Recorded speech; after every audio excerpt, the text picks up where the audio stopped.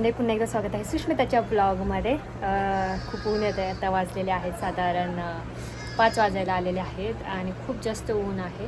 आता फारच उन्हाळा असल्यामुळे खूपच जास्त ऊन आहे, ते काही सांगायची गरज नाही. कुणी हसू नका माझं याच्यावर. आणि आता मी फ्रेश झालेली आहे मस्तपैकी पुन्हा एकदा.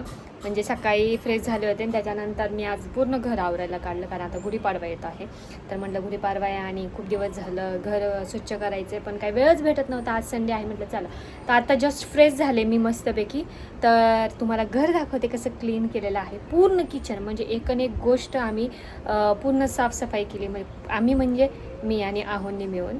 तर मी काय केले, सगळी भांडी मी घासून काढली आणि बाकी जे मोठे असं जाळी वगैरे काढणं किंवा भांडी उचलून ठेवणं किंवा वरती चढायच्या गोष्टी असतील चढून साफसफाई करायची, ते सगळे आहोंनी केलेले आहे. आणि आता घर पूर्ण झाडून पुसून घेतो आहे. तर ऑलमोस्ट झालेलंच आहे. तर म्हटलं चला घर स्वच्छ झालेलं आहे तर तुम्हाला दाखवतो.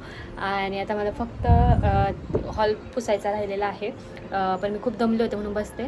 तर चलते हे तुम्हाला दाखवते. पण ते दाखवायच्या अगोदर सगळ्यापासून आम्ही किती मेहनत केली ते तुम्हाला दाखवते. मला माहिती सगळेच कामं करतात, पण म्हटलं चला तुम्हाला पण दाखवा, तुम्हाला ब्लॉगमधून सगळंच दाखवते. तर सुष्मिता हे पण करते हे पण दाखवते ना. तर लाईक शेअर सबस्क्राईब करायला विसरू नका. खूप जास्त ऊन आहे बापरे. तर दुपारी छान स्वयंपाक केला होता, केसासाठी पुढे येतात यार. ठीक आहे. तर थोडासा अवतार एवढा चांगला नाही पण ठीक आहे, कारण मी नुसती फ्रेश झालेली आहे. आवरलं माझं. कानातलं घालायचं आहे मला आणि ती समर्थ काय करते, कानातले घातले ना अशी ओढून काढते. तर त्याच्यामुळे ना मग मी ते घालतच नाही. ज्यावेळेस बाहेर जायचं असेल ना त्यावेळेस विअर करते किंवा मग खाली गार्डनला वगैरे जायचं असेल तर विअर करते. आणि नाही तर छोटे टॉप्स घालते मी. पण आता काय झालं की मी सगळंच क्लीन केलं ना, तर ते सगळी घाण झालं होतं. त्याच्यामुळे म्हटलं सगळंच काढून ते पण कानातले वगैरे पण ते तर त्याचं पण आवरायचं राहिलं आहे माझं ड्रेसिंग टेबल. तर ते म्हटलं ते निवांत आवरूया. तर ते पण सगळं काढून ठेवलं आहे, कानातले वगैरे आवरून ठेवलेले आहेत.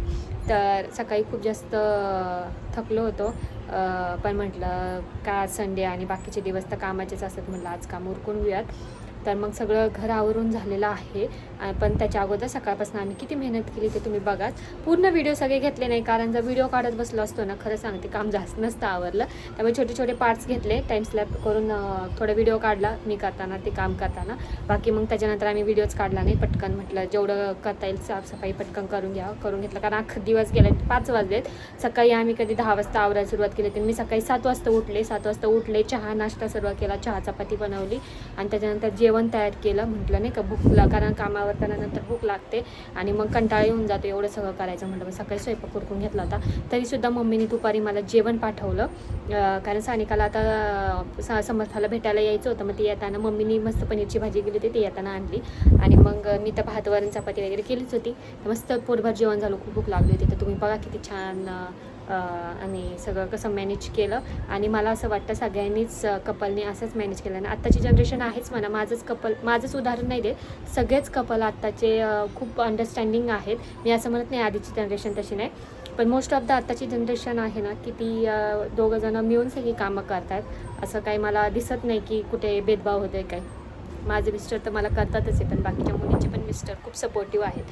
कारण आमचं जे फ्रेंड्स सर्कल आहे त्या सर्कलमध्ये आम्ही सगळ्यांशी एकमेकांशी गप्पा मारतो, त्यामुळे आम्हाला कळतं, आम्ही समोरासमोर पाहतो. त्यामुळं मला असं वाटतं जशी आमची जनरेशन आहे ते असंच पुढे चालत राहू. आणि कारण कसं होतं, दोघांनी मिळून काम केलं तर सगळे कामं पटकन होतात. एकावर जबाबदारी आली की मग एकच व्यक्ती थकून जातो आणि मग चिडचिड होते, मग भांडणं होतात, ह्या गोष्टी होतात. तर त्यामुळे आम्ही सगळं काही करताना, घरातली कामं करताना, कोणतीही गोष्ट असू दे तर दोघं मिळून निर्णय घेतो आणि दोघं मिळून मॅनेज करतो. असं सगळ्यांनीच केलं पाहिजे. तर माझं भाषण इथे संपवते, नंतर तुम्हाला दाखवते. तर अशा प्रकारे आम्ही सुरुवात केली समर्थापासनं, कारण समर्थाला आंघोळ घालायची होती. आणि मग मस्त तिची तेल मालिश केली. आता ती 9 महिन्यांची झाली, 10वा महिना तिला सुरू झाला आहे, पण ती आम्हाला तेलच नीट लावून देत नाही. मग आता बसली होती, मग तिला म्हणतात चला ती लावून देते. तर तेल मालिश करून घेतली आहोली. इथं पाहू शकता किती सारा पसारा आहे. ॲक्च्युली खूप भांडी पडली होती, नाश्ता वगैरे जेवण त्याची सगळी भांडी पडली होती. म्हटलं आधी हा पसारा आवरून घ्याव्यात, तोपर्यंत तिला आंघोळ घालणार होते आणि मी हा पसारा पूर्ण आवरून घेतला. तर मी टाईम स्लॅप लावून हा व्हिडिओ काढला, कारण मग म्हटलं पूर्ण व्हिडिओ काढायचा म्हणजे व्लॉग इतका मोठा होऊन जाईल. तर मग म्हटलं छोटे छोटे क्लिप्स तुम्हाला दाखवूयात कसं आवरलं. आता मागच्या वेळेस पण तुम्ही पाहिलं होतं घर कसं आवरलं होतं. आवरणं खूप गरजेचं होतं. तिकडे समर्थ झोपली होती. समर्थ झोपतोपर्यंत त्यांनी कपडे वगैरे घडी घालून ते ठेवायचं काम केलं आणि दोघांनी मिळूनच केलं पाहिजे तरच गोष्टी होतील. आणि माझ्याकडनं खूपच फास्ट व्हिडिओ झाला, तेव्हा मलाच हसू आलं हा व्हिडिओ पाहिल्यानंतर. पुढचा व्हिडिओ खूपच जास्त फास्ट झाला होता, कारण तो कमी वेळेत काढला होता.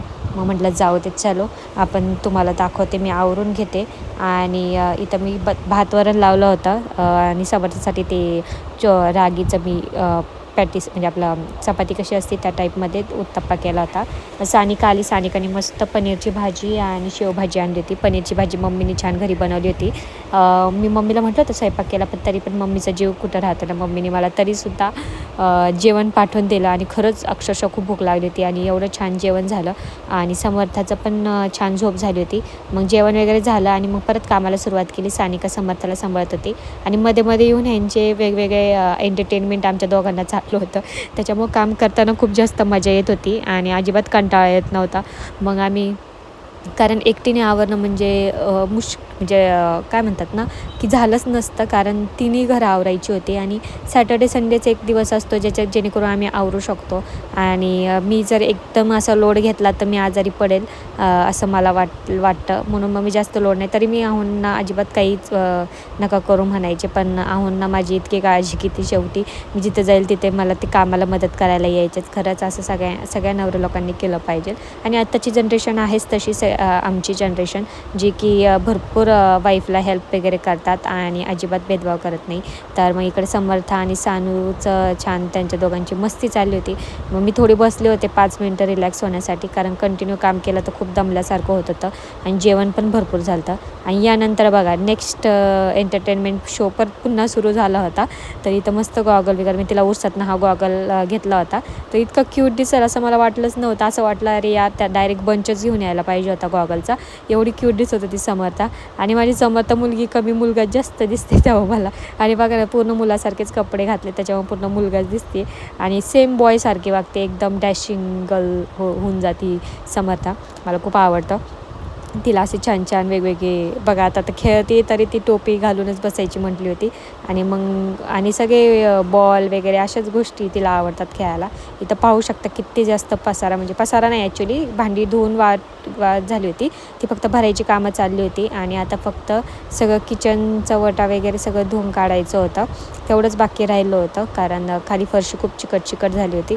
आवरणं मस्ट होतं. आणि इथं मी माझा व्हॉईस बंद करते, कारण आवाज खूप कमी येत होता. आणि पहिली गोष्ट म्हणजे काय झालं, माझा अवतार खूप घाण झालेला आहे, त्यामुळे तुम्ही तो अवतार इग्नोर करा, कारण मी खूपच घाण दिसते. ते नंतर व्हिडिओ काढल्यानंतर कळलं सारखं, कारण मग केस वगैरे समर्था खूप मस्ती घालत होती आणि त्याच्यामुळे माझी अशी केस झाली होती, त्यामुळे ते इग्नोर करा. आणि आता मी काम आवरून घेते. मी ह्याच्यासाठीच बोलत होते की म्हटलं चला तुम्हाला मी जास्त क्लिप्स नाही दाखवणार, कारण खूप क्लिप्स काढत बसले ना व्हिडिओचं, ते व्हिडिओ कमी आणि त्याच्याकडेच लक्ष देत राहावं लागतं, बाकी काम होत नाही. इकडं मग माझं काम आवरलं होतं आणि समर्थाला पण छान आवरलं होतं. तिला पुन्हा एकदा आंघोळ घातली. आम्ही पण पुन्हा एकदा आंघोळ करून फ्रेश झालो. आणि इथं पाहू शकता, वाव, हे सुख म्हणजे काय असतं ना, हे असं पूर्ण घर स्वच्छ क्लीन झालं. आधीचं तुम्ही पाहिलं असेल आणि आता किती छान घर क्लीन झालेलं आहे. पूर्ण वरच्या फळ्या वगैरे सगळं आम्ही व्यवस्थित क्लीन करून ठेवलं. डब्बे बिब्बे सगळं अख्खंच किचन आम्ही काढलं होतं. आणि जे सुकून असतं ना, इतकं छान क्लीन असं वाटत होतं की आता काहीच नको किचन वाटावर करायला, काहीच स्वयंपाक वगैरे नको. असं कुणाला होतं ते मला कमेंट करून सांगा. आणि मग त्याच्यानंतर इतकं दमलो होतो आम्ही दोघंजणं. आणि इथे तुम्ही खेळणी पाहू शकता. मला काहीतरी सजेस्ट करा, माझ्याकडं खूप जास्त खेळण्या झालेल्या आहेत समर्थासाठी. त्या खेळण्यासाठी मला एखादा बॉक्स वगैरे काहीतरी ऑर्डर करायचं आहे छान, तर तुम्ही पण सजेशन द्या काय करू शकते असं, जेणेकरून नाही का तिला पटकन काढता येईल आणि पटकन खेळता येईल आणि छान पण दिसेल. आणि इथे आम्ही टी व्हीला तिचे फोटोज लावून ठेवले, ज्यावेळेस टी व्ही बघत नसेल तर आम्हाला समर्थाला लहानपणीचे बघून खूप छान वाटते. मी पण रेडी झाले, छान फ्रेश झाले.